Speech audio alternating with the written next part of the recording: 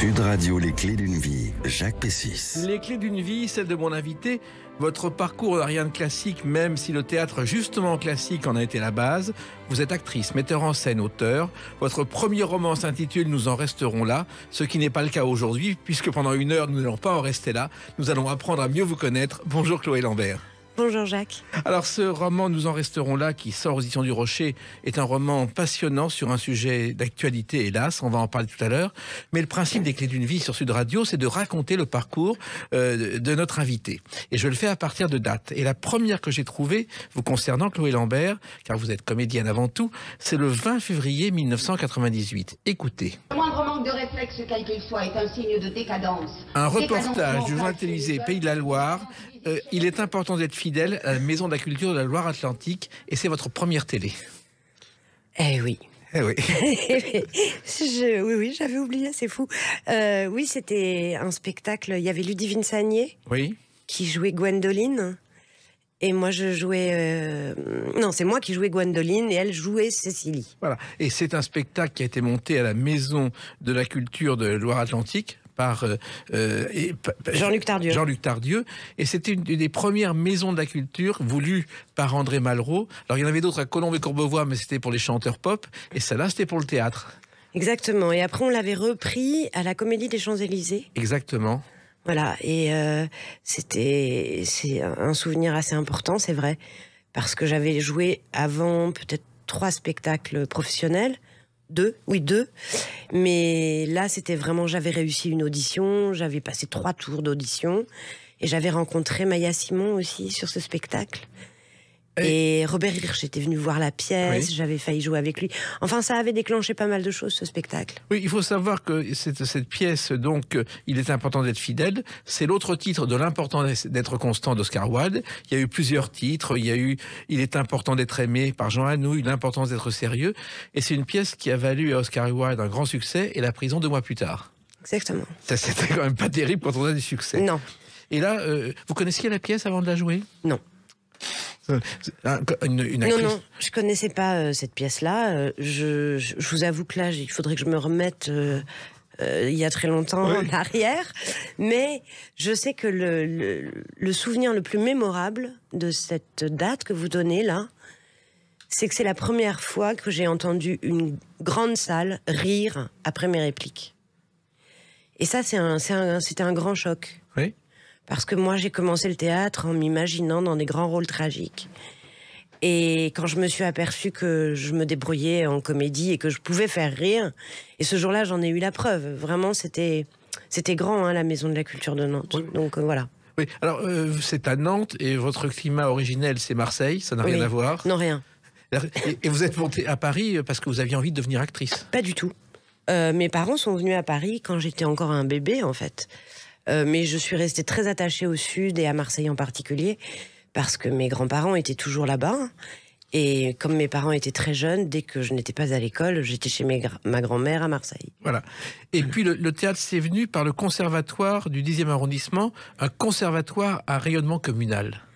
Oui, en l'occurrence, moi, j'étais pas du tout dans une famille où on connaissait ce métier-là. Et je ne connaissais pas, je savais pas comment on faisait. Et puis j'ai une amie qui m'a parlé du conservatoire du 10e. J'y suis allée. Il se trouve que c'était un conservatoire qui offrait une formation professionnelle parce qu'en réalité c'était 3 conservatoires. C'était 6e, 10e, 13e. Donc il y avait cours tous les jours. Et j'y suis allée. J'ai été prise un peu sur une audition, sur une improvisation parce que j'avais même pas compris qu'il fallait apprendre une fable de La Fontaine pour auditionner. Et puis après, finalement, j'ai travaillé très vite. Je suis restée 3 ans à faire mes études dans ce conservatoire. Mais j'ai quand même travaillé dès le premier été. J'ai été engagée pour un premier spectacle professionnellement. Donc j'ai eu de la chance. Au départ, Chloé Lambert, vous ne pensiez pas devenir comédienne? Non, pas du tout. C'est venu comme ça? Non, en fait, j'y ai pensé très jeune. Mais comment vous dire, c'était pas comme un métier. Je me voyais sur scène, je rêvais, voilà. C'était un rêve à partir de, je sais pas, de mes 11 ans, d'être sur scène et de dire des beaux textes. Je lisais beaucoup de théâtre quand même, mais je vous dis des pièces plutôt très dramatiques. Enfin, j'adorais Racine. Moi, je voulais jouer Hermione dans Domac. Voilà. J'étais très déçue après quand on m'a dit que ce serait mieux que je joue Agnès, parce qu'en plus, je faisais très jeune, j'avais l'air d'avoir 15 ans. Donc, j'étais... oui, j'avais envie d'être entre le texte et le public, d'être sur scène et de dire des textes, de les incarner.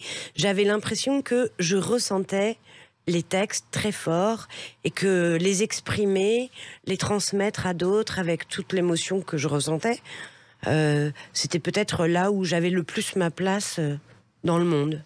Alors, il se trouve que vous avez un professeur qui a été le coach de Juliette Binoche, je crois, Jean-Pierre Martineau. Qui vient de mourir. Qui vient de mourir, mais qui vous a appris le métier. Ah oui, il m'a appris beaucoup et jusqu'au bout, hein, parce que là, j'étais encore avec lui 2 jours avant qu'il nous quitte. Et c'était devenu un membre de ma famille, en réalité. Où il m'a fait l'honneur de m'accepter dans la sienne. Oui, c'était quelqu'un qui a été très important et qui mettait beaucoup l'accent sur l'incarnation. Lui-même venait de la danse. Il a formé Valérie Lemercier aussi. Oui. Et il était très exigeant et il avait mis au point toute une méthode de formation de l'acteur qui mélangeait un peu toutes les méthodes qui sont apparues au XXe siècle. Et puis ensuite, alors c'est assez rare, Chloé Lambert, vous êtes partie pour Berlin. Oui. Pour travailler. J'ai travaillé avec un metteur en scène russe à Berlin. Ce qui est logique. Oui, non, mais bon, tout était grâce à un ami polonais qui est photographe, mais qui, au cours d'un reportage en Sibérie, avait rencontré ce metteur en scène incroyable et il m'avait dit il faut absolument que tu le rencontres. Et je l'ai suivi du coup à Berlin. Et effectivement, il parlait que russe, hein, donc il y avait une interprète, mais bon. On a fait quelques semaines de travail à Berlin et après on l'a invité. Les Beaux-Arts nous ont accueillis et on a poursuivi notre formation avec lui et on a fait un spectacle autour de Tchekhov avec lui. Et c'était, je crois, Slava Kokorine. Oui. Et vous avez joué dans une pièce qui s'appelait Casting, d'ailleurs. Exactement. C'est ça. Et c'est vrai, c'est assez rare ce genre de formation. Et on va directement au classique parce que finalement, vous avez mélangé dès le début, Chloé Lambert, le classique et les contemporains. Oui, alors après, encore une fois, les choses se font... Ce qui est vrai, c'est que moi, j'ai vraiment fait du théâtre par amour des textes et que, bon, évidemment, les textes classiques, on rêve toujours de les jouer. Et après, Nicolas Vaud, par exemple, m'a fait lire le premier texte de Florian Zeller, l'autre. Et quand j'ai lu cette pièce, je me suis dit, mais c'est exceptionnel. Alors, on va en parler justement tout à l'heure, mais là, je reviens à ce théâtre. Il y a eu Le Roi Serre, qui est un de vos premiers succès, mise en scène par Benoît Besson. Ça a été une tournée d'abord à Genève, et ensuite en France, et ensuite à Chaillot. C'est quand même pas mal pour commencer. Oui. Mais et ça m'est arrivé, encore une fois, je travaillais au Virgin Megastore pour payer ma vie, enfin, en même temps je prenais des cours la journée au conservatoire et puis j'ai été engagée pour jouer On ne badine pas avec l'amour à un festival d'été. Il se trouve qu'à ce festival est venue Colline Serrault qui à l'époque vivait avec Benoît Besson et elle a dit à Benoît Besson qu'il fallait absolument qu'il me voie et à la suite de ça les deux m'ont engagée, Colline dans K.O. Un film, et Benoît Besson m'a engagée dans Le Roi Serre et ça a été une expérience génial. J'ai rencontré des grands acteurs et puis c'est vrai que c'était un spectacle qui réjouissait le public. Hein, C'est-à-dire cette pièce est une pièce italienne où un roi doit se marier pour donner un héritier à son trône et il y a un buste magique. C'est finalement l'ancêtre de l'héroïque fantasy, ce spectacle, Le Roi Serre. Un peu, oui. D'ailleurs, je jouais 2 rôles dans ce spectacle. Je jouais la fille du vizir, la fille du méchant... Et c'était Gilles Privat, immense acteur qui travaille surtout dans le théâtre subventionné, mais qui jouait ce fameux vizir. Et je jouais le cerf aussi. Je mettais un costume de cerf et je courais sur le plateau en collant avec des bois, enfin un masque extraordinaire qui était fait par Jean-Marc Stellé. Voilà. Et Le Roi Serre, curieusement, c'est devenu un manga japonais. Ah bon ? Ah oui, ça n'a rien à voir. Le héros est échappé d'une mine de sel et c'est un des plus gros succès de manga au Japon en ce moment. Non, c'est pas vrai. Mais je suis pas du tout au courant. Et ils en ont fait des films aussi. Mais ça n'a rien à voir avec le sujet. Ils ont pris le titre et ils ont fait autre chose. Ah d'accord, ok. Voilà. Alors, Chaillot, en plus, c'était un théâtre prestigieux. Je crois que Jérôme Savary était parti et c'était Jérôme Deschamps qui avait repris les lieux. Tout à fait. Et ça, c'est une salle magnifique. On était à Gémier, hein. Oui, C'était à Gémier. Oui, mais... oui. Non, mais bon. C'était... Oui. Et si vous voulez, oui, bien sûr. En même temps, dans la tournée, on n'a fait que des salles magnifiques. Hein. À Paris, évidemment, c'était une salle grandiose, mais dans toutes les villes de province qu'on a faites, et puis en Belgique et en Suisse, enfin, on a fait vraiment j'ai été dans des très beaux théâtres. Alors, il y avait déjà le théâtre, il y a le cinéma, parce que vous avez fait des courts-métrages à vos débuts. Alors, on ne les retrouve pas, Premier désastre, Le retour sans retard, Allons à la campagne, Des soldes. C'est votre filmographie de courts-métrages.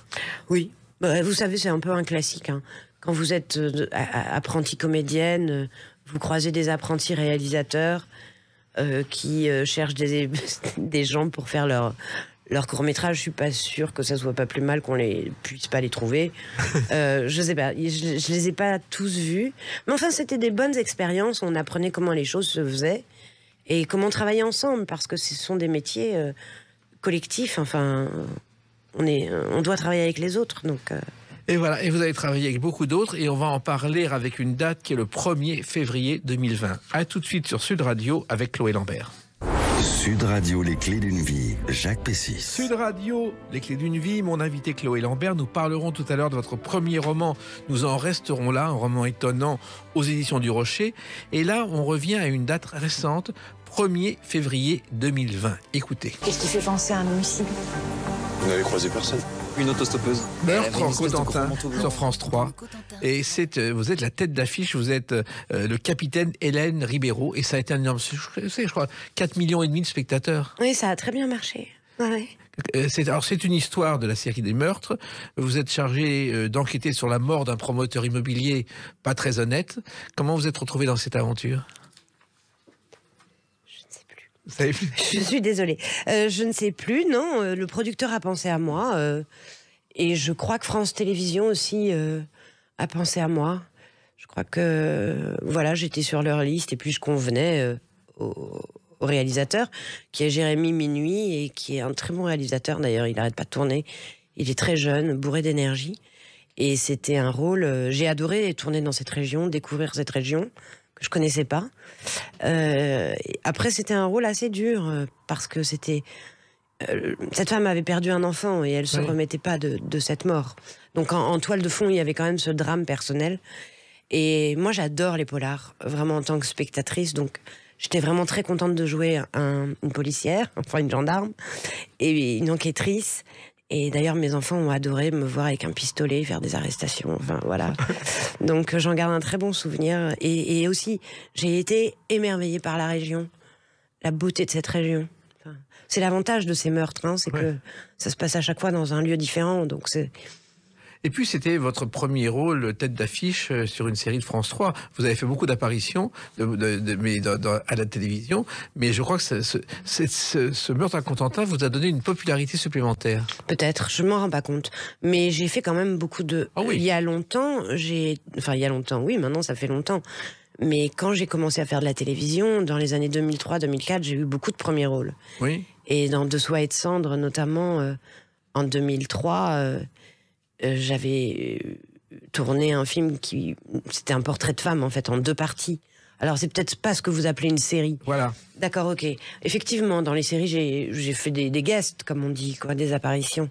C'est-à-dire qu'il y a eu, d'après mes calculs, une dizaine. Il y a Avocat et Associé, Commissaire Moulin, Le juge est une femme, Profil Edge, Joséphine, Camping Paradis. Vous avez à peu près tout fait. Ah oui, j'ai fait le tour. Mais à chaque fois, en fait, vous êtes guest, vous avez le rôle principal de celui qui a un problème. Enfin. Donc, j'ai jamais eu la... Oui, c'est... Et comment on arrive à cette série de rôles? Parce que c'est tout un parcours aussi pour être choisi comme guest dans des séries de télévision. Après, vous savez, c'est le mystère des distributions. C'est des castings qui sont nommés là par des directeurs de chaîne ou par le réalisateur, qui ont des listes d'acteurs et qui, en fonction de ce qu'elles imaginent, vous demandent de passer des essais ou pas. Après... il y a des choses qu'on fait pour travailler, et il y a des choses qu'on fait vraiment par passion. Dans tous ces rôles, il y en a que j'ai fait parce qu'il fallait travailler. Voilà. Il y en a que j'ai fait parce que j'étais très intéressée. Mais c'est toujours intéressant, on apprend toujours des choses. On apprend aussi que ça, il faut vraiment pas le faire, ou mieux pas le faire. Mais par exemple, avec Mimi Mati, j'ai vraiment beaucoup aimé travailler. Joséphine Ange Gardien. Oui, Joséphine Ange Gardien. J'étais épatée par son professionnalisme, par sa gentillesse. On a tourné au zoo de Thoiry, c'était fabuleux. On a travaillé avec des animaux, j'ai tourné avec un ours, avec des lions, enfin, c'était passionnant, vraiment. Mais en même temps, il faut rentrer dans ce circuit de comédienne qu'on appelle, c'est ça là, au début. Et c'est pas simple. Oui, alors on vous appelle plus, ça change. Franchement, les critères sont impossibles à... Il y a une chose qui est certaine, c'est que si vous faites beaucoup de spectateurs, si beaucoup de spectateurs regardent un programme dans lequel vous êtes, et dans lequel vous avez une grande importance, vous avez plus de chances qu'on vous rappelle. Voilà, c'est la chose que j'ai comprise. C'est pareil au cinéma. Si vous faites des millions d'entrées, on va dire que vous êtes bankable. Bon, c'est le fameux mot. Oui, il y a un mot français comme tout le monde le sait. Voilà. Et Meurtre en Cotentin, justement, ça vous a apporté cette notoriété. Et peut-être, ça va ouvrir d'autres choses, parce que les femmes flics à la télévision, c'est devenu presque une tradition. Ah bah oui, bien sûr, bien sûr. C'est que le premier inspecteur de la télévision, c'était l'inspecteur Leclerc, en 60. C'était une série de 26 minutes, 39 épisodes, avec Philippe Nicot. C'était le premier flic de la télé. Et c'était Marcel Bluval, grand réalisateur, qui avait eu cette idée et qui a inventé le feuilleton de télévision ensuite. D'accord. Et ça, on a un peu oublié, mais il y a eu tellement de choses après. Et à l'époque, il n'y avait pas de femme. Il y avait juste Dany Saval comme guest qui débutait dans la série. D'accord. Mais moi, j'avais tourné avec Bruno Kremer. Ça, c'est aussi un souvenir très fort. Une belle rencontre pour Maigret, Oui. réalisé par Laurent Heinemann. Et je me souviens de la première fois que je faisais un travelling. C'est-à-dire quand vous marchez à côté de la caméra et qu'elle avance en même temps que vous. Et du coup, il faut à la fois arriver à marcher avec son partenaire et puis arriver à marcher en fonction du rythme de la caméra et du rythme de la scène. Et je me souviens que je m'étais dit, fixe-toi sur la respiration de Bruno Kremer, qui avait une respiration quand même intense et profonde. Et voilà, c'était des souvenirs forts de travail, vraiment. Et puis il y a une série aussi dont personne ne voulait et qui a fait un carton, qui était chez Maupassant, auquel vous avez participé, Chloé Lambert. Oui. Alors ça, c'était avec Laurent Heinemann, justement, Oui. avec qui je m'étais vraiment bien entendue. On avait très envie de retravailler ensemble. Et c'était avec Eddie Mitchell, Sébastien Thierry, qui est un auteur de théâtre, et comment elle s'appelle ? Zut, j'ai un trou, mais que je l'adore. Bon, bref, ça me reviendra. Et effectivement, c'était l'héritage. Ça s'appelait l'héritage. Et justement, imaginez Maupassant à la télévision, c'était un pari, parce que autant au théâtre on peut le jouer, autant à la télévision, c'est peut-être pas au départ grand public. Ben, ça a extrêmement bien marché. Justement, c'est la preuve. Ah bah oui, parce que c'est en plus, Maupassant observe les gens comme des insectes. Hein. C'est vraiment une étude très, très poussée des sentiments et des relations entre les humains. Donc c'est assez fascinant.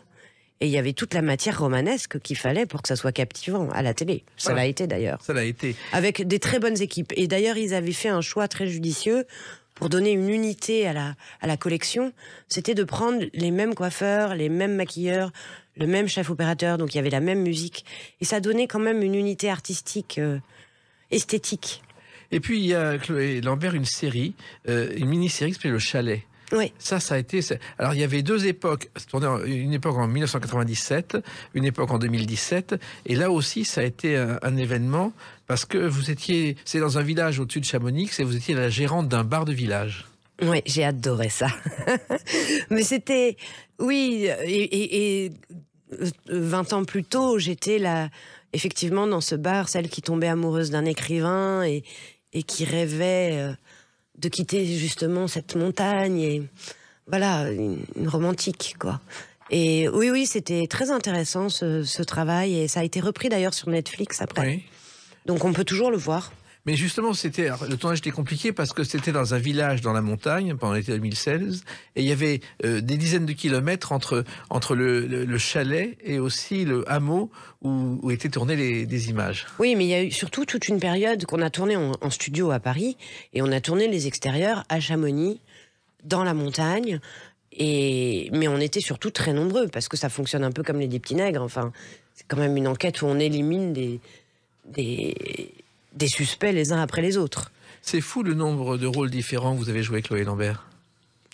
Écoutez, moi j'ai toujours conçu ce métier comme... alors au début je vous ai parlé des textes, parce que mon désir originel était celui-là. Après, c'est vrai que ce que j'aime, c'est qu'on me reconnaisse pas, quasiment. Ouais. Ça va un petit peu à l'encontre de tout ce qui fait le succès d'un acteur aujourd'hui, c'est-à-dire qu'on puisse l'identifier et qu'il soit remarqué avant le personnage. Mais c'est vrai que le côté caméléon, transformable, la femme transformable. L'autre jour, je me dis, tiens, c'est un bon titre pour une histoire, la femme transformable. Pas forcément pour parler de moi d'ailleurs, mais la transformation. Et c'est vrai que c'est moi ce qui m'intéresse, en tout cas. Et le rôle le plus étonnant quand même, c'est que vous êtes dans Disco, le film de Fabien Otteniente, Chloé Lambert. Oui. Et je ne suis pas la seule à y être. Oui. Y a Emmanuel Béard, il y a des tas de gens qu'on n'a pas l'habitude de trouver avec Antoniente, en tout cas. Et c'était très joyeux. J'ai passé l'audition avec François-Xavier de Maison. Oui. On a fait une improvisation, je me souviens, devant le casting. On s'est beaucoup amusé. Et on jouait dans le même théâtre quelques années avant. Enfin, on s'était rencontrés au théâtre avant. Et on a été pris tous les deux pour jouer mari et femme. Voilà. Le disco, c'est pas votre univers au départ? J'adore danser le disco. Après, Antoniente, c'était pas au départ ma tasse de thé en tant que réalisateur. Mais il y a des acteurs qui arrivent à faire des carrières qui correspondent à leur goût en tant que spectateur. Moi, mes goûts en tant que spectatrice, ils sont assez éclectiques, c'est vrai. Je peux aimer des comédies populaires comme des films d'auteur. Néanmoins, c'est vrai que Antoniente, c'était pas ce que je préférais. Mais néanmoins, c'était intéressant de faire ce travail. Et encore une fois, moi, j'avais besoin de rencontrer des gens, de travailler, d'expérimenter. Quand vous voyez qu'il y a Emmanuel Béard, Gérard Depardieu et tout un tas d'autres personnes, d'acteurs magnifiques qui vont dans l'aventure, vous vous dites, mais qui suis-je pour ne pas y aller? Enfin, voilà. D'autres aventures, vous en avez vécu. On va revenir un peu en arrière avec une date, le 14 septembre 2004. A tout de suite sur Sud Radio avec Chloé Lambert. Sud Radio, les clés d'une vie, Jacques Pessis. Sud Radio, les clés d'une vie, mon invité Chloé Lambert. Nous parlerons tout à l'heure de Nous en resterons là, votre premier roman aux éditions du Rocher. Mais la comédienne que vous jouez, qui a aussi bien joué du classique que disco, il y a une date importante pour vous justement, c'est le 14 septembre 2004. Écoutez cette voix. Avec l'Oscar du meilleur acteur pour Anthony Hopkins, et pour moi c'est le désir de faire ce film est indissociable du désir de le faire avec lui, c'est-à-dire que j'ai écrit le scénario. Florian Zeller, car ce jour-là c'est la première au Maturin de l'autre, la première pièce de Florian Zeller, et personne n'imagine qu'il va plus tard avoir un Oscar, et vous êtes dans la distribution. Oui, et je dois dire que ça a été une rencontre très déterminante dans ma vie. On s'était rencontrés 6 mois avant, autour de sa pièce. Un copain m'avait passé sa pièce et je l'avais appelé en disant « Mais c'est fabuleux cette pièce, le type est un génie ». Et après, on s'est rencontrés avec Florian. Il était très jeune à l'époque, il avait 25 ans. Il a eu le prix Interallié en 2004, justement, l'année où on a joué. Et les choses se sont faites très vite. On a répété à la maison, entre nous. Et c'est Bernard Murat, qui avait Édouard VII et les Mathurins à l'époque, qui nous a invités à tout de suite créer la pièce dès qu'il a entendu. Et c'était le début, pour moi en tout cas, la pièce a été un grand succès et les débuts d'une carrière incroyable pour Florian. Et ça a été aussi le début d'une grande amitié entre Florian et moi et d'une longue collaboration en tout cas. Voilà. C'était une pièce sur le quotidien qui brise l'amour et tout le monde s'étonnait comment un garçon de 25 ans totalement inconnu peut-il écrire cette pièce, Chloé Lambert? Oui, surtout, il avait compris quelque chose d'essentiel. C'était tout ce qu'il y a de ludique au théâtre, une liberté et la construction. La force de Florian, ça se vérifie encore dans son film Le Père, c'est une construction qui nourrit la dramaturgie. Alors, je ne veux pas employer un jargon de mon métier, mais en tout cas, il y avait déjà dans cette pièce les petits diamants qu'il allait vous faire grossir par la suite, si vous voulez. Et je crois que Philippe Tesson avait été le premier à croire en lui. Et à l'époque, je me souviens, les adolescentes qu'on croisait disaient « J'adore Florian Zeller ». Et il arrivait aux premières, tout débraillé, la chemise dehors. C'était pas du tout l'auteur qu'on imaginait. Il saluait le public avec un jean et une vieille chemise. Oui, il n'était pas spécialement apprêté, ça c'est sûr. Alors, cette pièce est importante pour vous parce que vous allez recevoir un prix qui est peu connu du grand public, mais qui est important, c'est le prix Suzanne Bianchetti. Bianchetti, oui. Oui, c'est un prix de la Société des auteurs, alors forcément, moi, ça m'importe. Oui. Suzanne Bianchetti, c'était une résistante de la Seconde Guerre mondiale. Il y a des grandes stars qui ont eu ce prix. Alors bon, je dis ça pour me flatter, mais voilà, je l'ai eu pour cette année-là, 2003-2004, où j'avais à la fois joué cette pièce qui avait quand même eu un grand retentissement, et puis j'avais fait Mariage aussi, qui sortait en avril. J'avais joué dans ce film Mariage, et qui avait eu aussi un gros succès. Donc je pense que c'est pour une sorte d'ensemble qu'on m'avait remis ce prix. Voilà, ce prix Suzanne Bianchetti, c'était décerné chaque année à un espoir de la comédie. Et c'est son mari, qui s'appelait René Jeanne, qui l'avait créé. Il était à l'époque directeur de cinéma aux armées.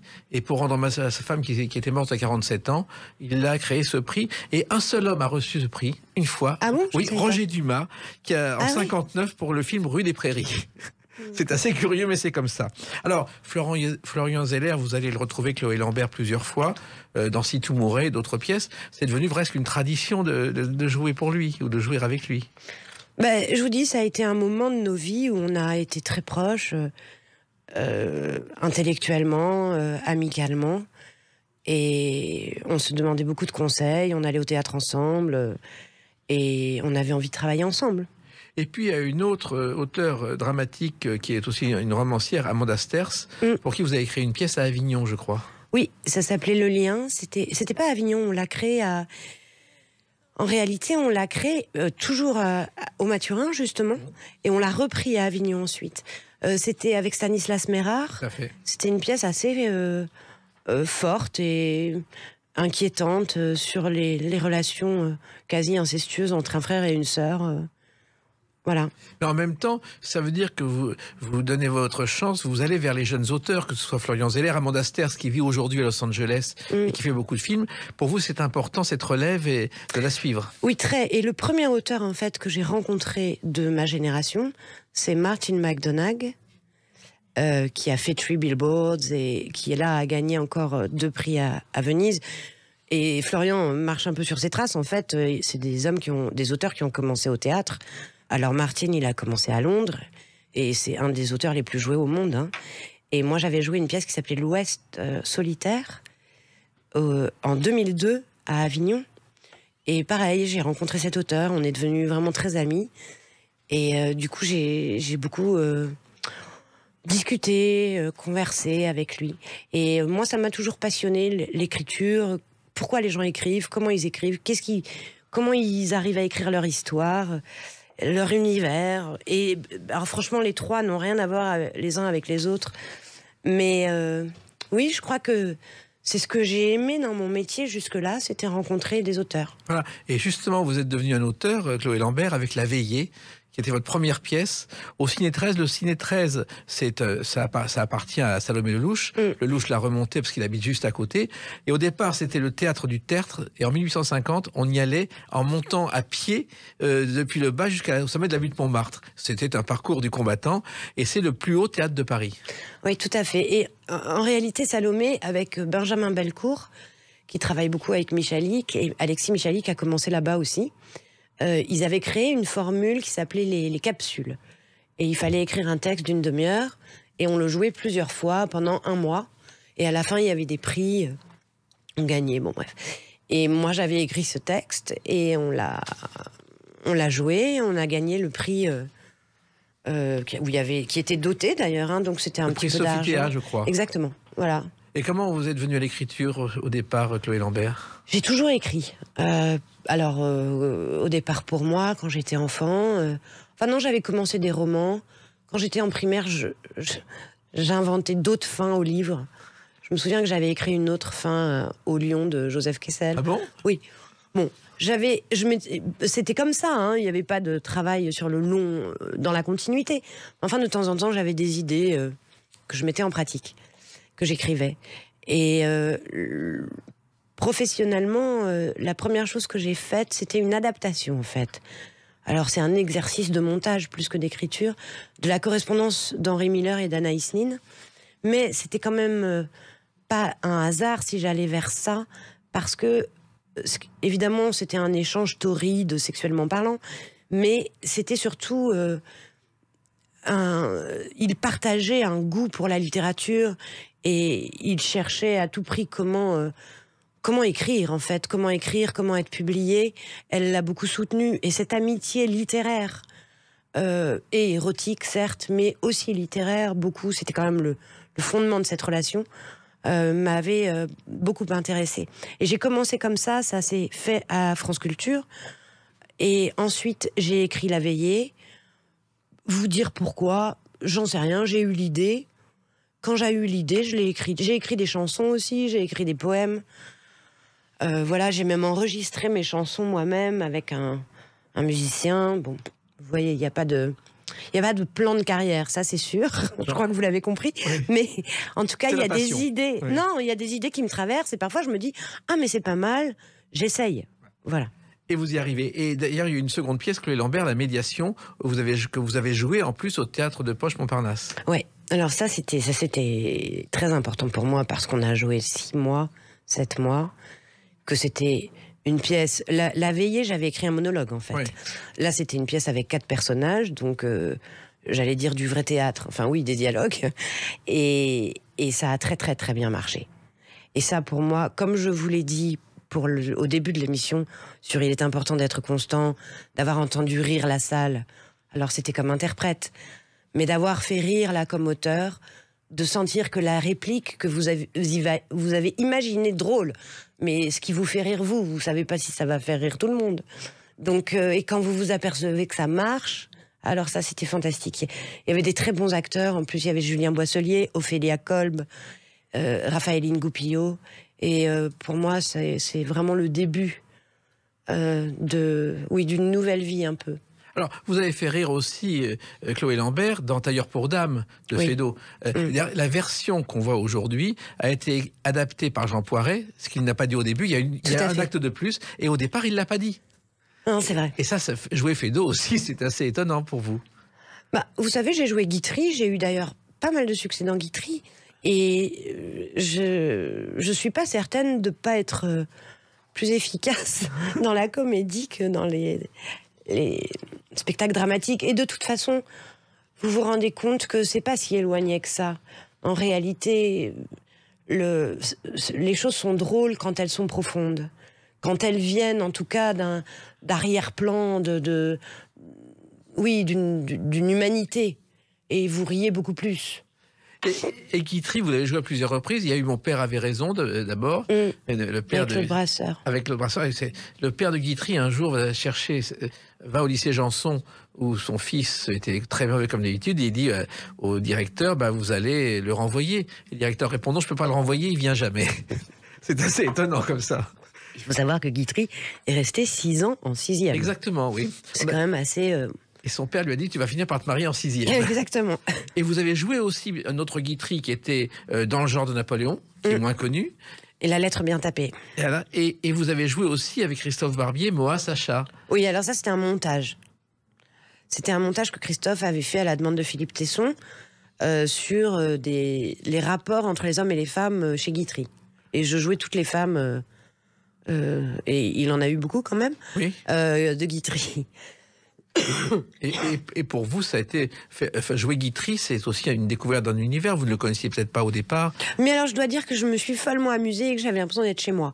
C'était peut-être La lettre bien tapée avec Martin Lamotte, où j'ai tellement rigolé.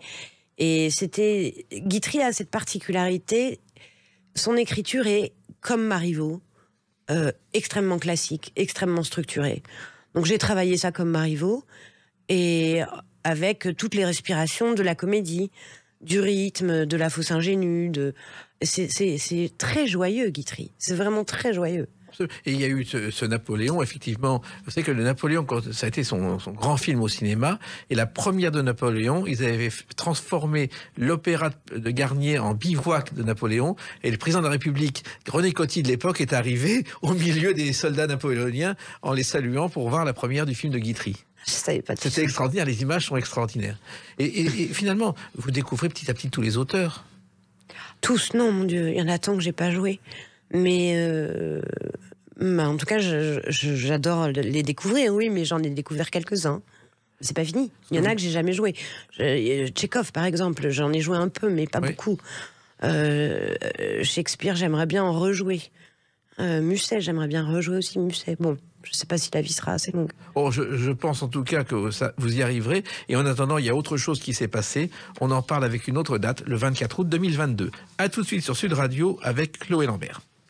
Sud Radio, les clés d'une vie, Jacques Pessis. Sud Radio, les clés d'une vie, mon invité Chloé Lambert. Nous en parlez de la comédienne, de l'auteur de théâtre. Et là, le 24 août 2022 est sorti votre premier roman, Nous en resterons là, aux éditions du Rocher. Alors c'est un roman assez difficile puisqu'il parle d'une jeune femme de 17 ans, d'une jeune fille de 17 ans, qui se retrouve avec des problèmes que beaucoup de jeunes filles et d'adolescentes ont aujourd'hui et qui se retrouve chez son psy. Oui, tout à fait.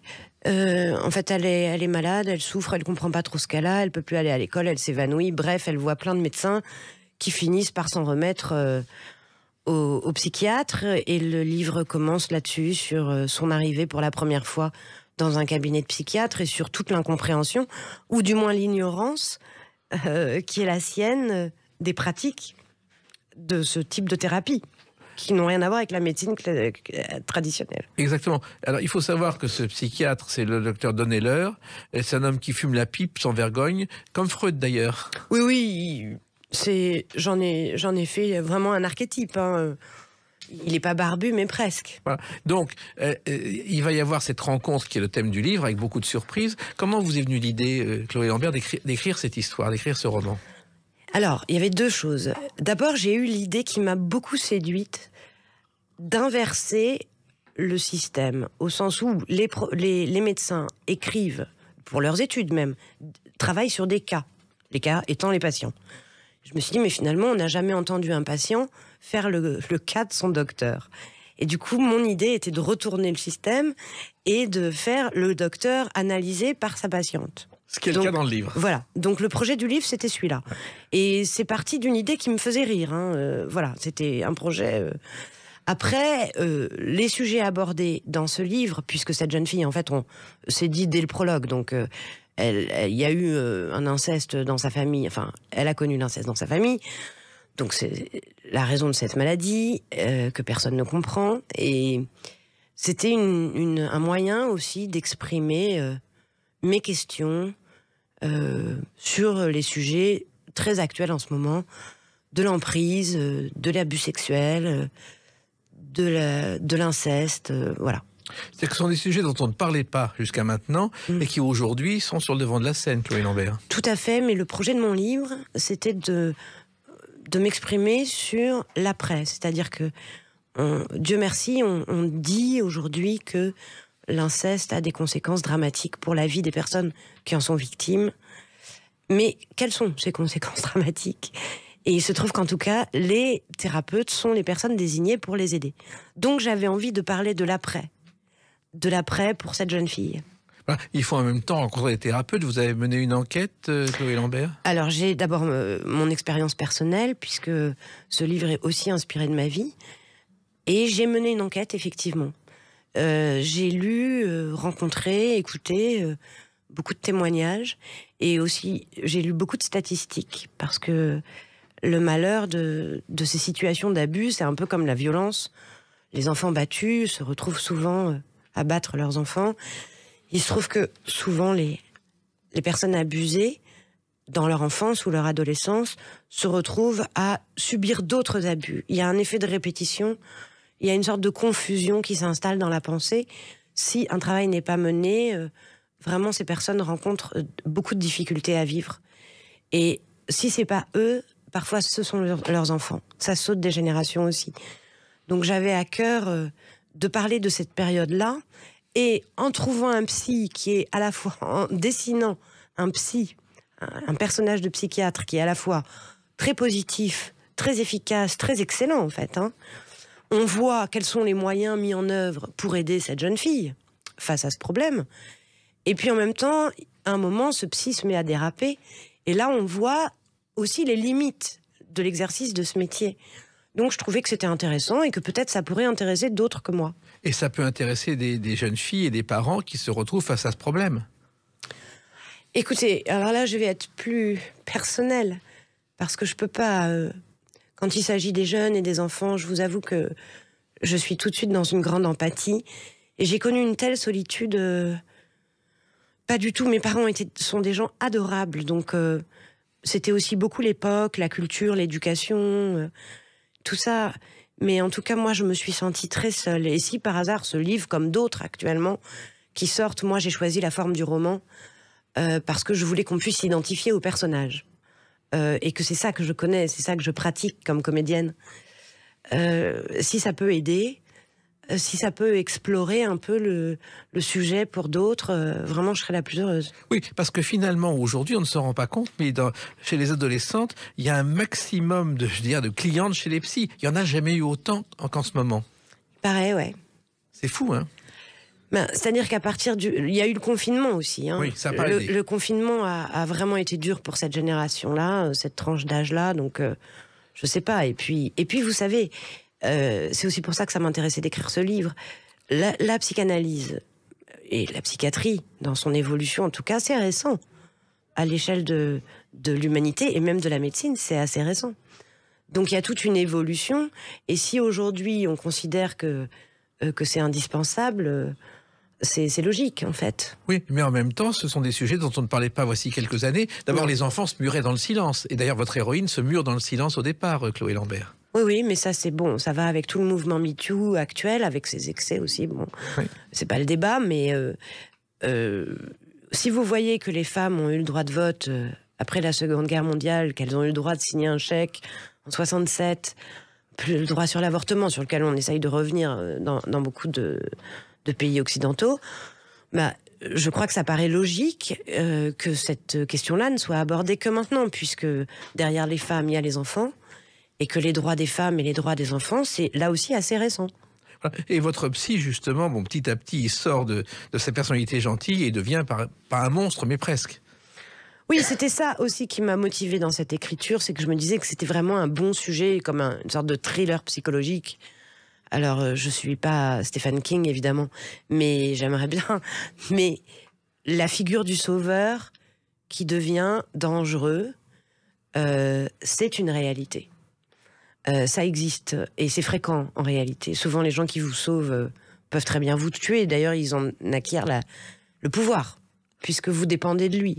Et vous avez vu ce genre de choses autour de vous? Vous avez des exemples concrets avant d'écrire ce livre? Oui, je vous dis, j'ai mon expérience et j'ai lu des livres écrits par d'éminents psychiatres. Alors, encore une fois, c'est pas parce qu'un psychiatre dérape que ça condamne la psychiatrie et les psychanalystes dans leur ensemble. C'est comme les accidents d'avion, c'est rare, ça fait pas de l'avion un mauvais moyen de transport. Mais j'ai lu deux livres, où sont recensés plusieurs cas de patients qui ont été abusés, maltraités par leur psychiatre et qui étaient vraiment sous emprise. Et c'est assez passionnant parce que vous retrouvez en fait les mêmes profils de patients, les mêmes profils de psychiatres, et c'est souvent des patients qui venaient pour un problème d'abus. Et curieusement, ce livre aujourd'hui sort au moment où il y a plein de problèmes de ce genre, donc ce livre est aussi destiné à aider ceux qui n'osent pas en parler, Chloé Lambert. Bien sûr, j'espère. Après, comme il se présente sous la forme d'un roman, il peut pas, ça se présente pas comme un remède, moins qu'un essai ou quoi. Mais moi, je crois que la littérature, plus que l'essai, pour moi, ça m'a toujours donné plus accès à la complexité du monde.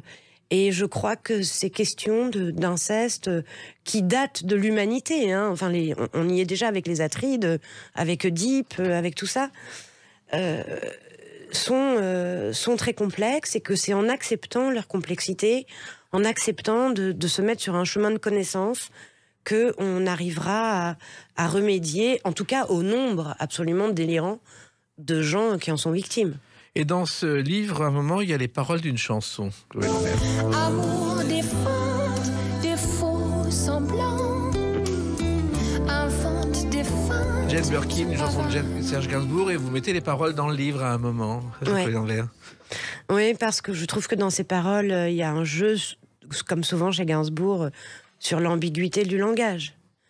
Or, dans ces relations entre, alors là, le psy et la patiente, mais pareil, dans les cas d'inceste, entre l'adulte et l'enfant, ou l'adolescent, il y a en fait une ambiguïté sur le langage. Et le langage d'un enfant et d'un adolescent n'a rien à voir avec le langage d'un adulte. Et c'est cette confusion des langues, et c'est pas moi qui ai inventé ce terme, qui permet cette absence de refus, enfin, ce qu'on appelle... Pardon. Ce qui fait qu'il n'y a pas de consentement, mais qu'il n'y a pas non plus de non. Et en fait, je trouve que cette chanson, et beaucoup d'autres, incarne très bien, oui, cette ambiguïté du langage. Alors cette chanson, pour votre culture personnelle, Chloé Lambert, ça n'a pas été facile parce que Jane Birkin ne voulait pas chanter, elle n'arrivait pas à chanter, et Gainsbourg n'arrêtait pas de l'insulter, de l'injurier. Il était presque au bord du divorce après l'enregistrement de cette chanson, qui est quand même l'un des chefs-d'œuvre de Gainsbourg. Alors il faut savoir aussi que votre personnage, Chloé Lambert, il évolue, c'est-à-dire qu'il commence à arriver en retard sans s'excuser, il commence à parler de sexe, c'est un manipulateur. Oui, mais elle ne s'en rend pas compte, et elle ne peut pas s'en rendre compte puisqu'il a commencé par la sauver. Et la première partie du livre raconte comment il l'aide. Et elle dit qu'elle a l'impression d'être avec Merlin, l'enchanteur, et d'être le petit roi Arthur avant qu'il soit roi et qu'il nettoie les cuisines. Oui. Donc il la sort de son isolement, de sa solitude, de sa confusion. À partir de là, il acquiert un vrai pouvoir, et après, comme ce travail de thérapie s'étale sur plusieurs années.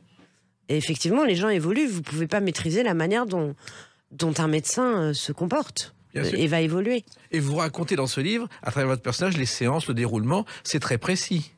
Oui, c'est très précis. De toute façon, pour incarner, donner de la réalité, que l'on puisse entrer dans un paysage, il faut que ça soit très précis. Donc les détails sont très importants dans un roman, je trouve. En tout cas, c'était une des ambitions du livre, c'était d'essayer de représenter ce qui est secret quand même, hein, confidentiel. Un cabinet de psychanalystes, si les gens assistaient aux séances, ils diraient que que les protagonistes sont fous, parce que oui, c'est des échanges très particuliers. Et l'un des plus gros succès des années 70-80 en littérature de ce genre, c'était un livre qui s'intitulait « Les psychiatres sont-ils fous ?» C'est vrai. Alors, sur la couverture de ce livre, nous en resterons là, Chloé Lambert, il y a un divan, et ça rappelle une émission de télévision. Est-ce qu'il y a eu un encouragement de la part de vos parents? Est-ce que Henri Chapier, le divan, je pense que vous connaissez cette émission. Bien sûr, je regardais ça quand j'étais petite. Et cette position que Freud a mis au point... de manière tout à fait par hasard, hein. Enfin, il s'est laissé guider. J'ai quand même lu pas mal, oui, la manière dont Freud avait créé ce système du patient allongé et du psychanalyste derrière sa tête. Et c'est une position quand même qui laisse songeur et qui peut donner plein de pensées différentes, plein d'interprétations différentes. Mais c'est vrai qu'on a l'impression, quand vous êtes en tout cas allongé, j'ai jamais été le médecin, mais qu'on veille sur vous. Et puis vous n'avez pas le regard de l'autre qui vous raconte quelque chose, parce que le corps parle aussi. Donc en ne voyant pas le psychiatre en face, vous êtes plus confronté à votre propre vie intérieure. Voilà. Et pour votre culture personnelle, encore une fois, le fauteuil mythique jaune et rouge d'Henri Chapier a été vendu aux enchères 65 000 € au profit de Reporters sans frontières. Il a tenu à ça. Alors, pour l'instant, ce livre existe. C'est le point de départ peut-être d'une pièce de théâtre, d'un film, Chloé Lambert. Je sais pas, parce que je vous avoue que ça a été pour moi l'occasion d'une grande découverte de l'écriture. Et j'ai envie de continuer à écrire des romans. Donc je verrai si j'y arrive. Mais mon désir, ce serait plutôt ça. Voilà, mais vous continuez à jouer quand même. Ah oui, bien sûr. Et mettre en scène, vous avez mis en scène le misanthrope. Oui, bien sûr. Non, mais jouer, là, oui, j'ai un projet sur Beckett, l'adaptation d'un livre en tant que metteur en scène. Non, bien sûr, le théâtre, c'est ma vie. Mais je vous avoue que j'ai été vraiment saisie par une nouvelle oui, une sorte de révélation en écrivant, une joie, en écrivant ce livre. Au bout d'un moment, ça n'a pas toujours été très rigolo, mais à la fin, ça l'a vraiment été. Et donc, j'aimerais beaucoup arriver à continuer. Eh ben, c'est tout le mal qu'on vous souhaite et vous reviendrez en parler. Avec plaisir. Pour l'instant, je conseille à celles et ceux qui nous écoutent, Nous en resterons là aux éditions du Rocher, un roman passionnant et passionné et tout à fait original. Merci de l'avoir écrit et merci d'en parler si bien, Chloé Lambert. Merci beaucoup, Jacques. Les Clés d'une vie, c'est terminé pour aujourd'hui. On se retrouve bientôt. Restez fidèles à l'écoute de Sud Radio.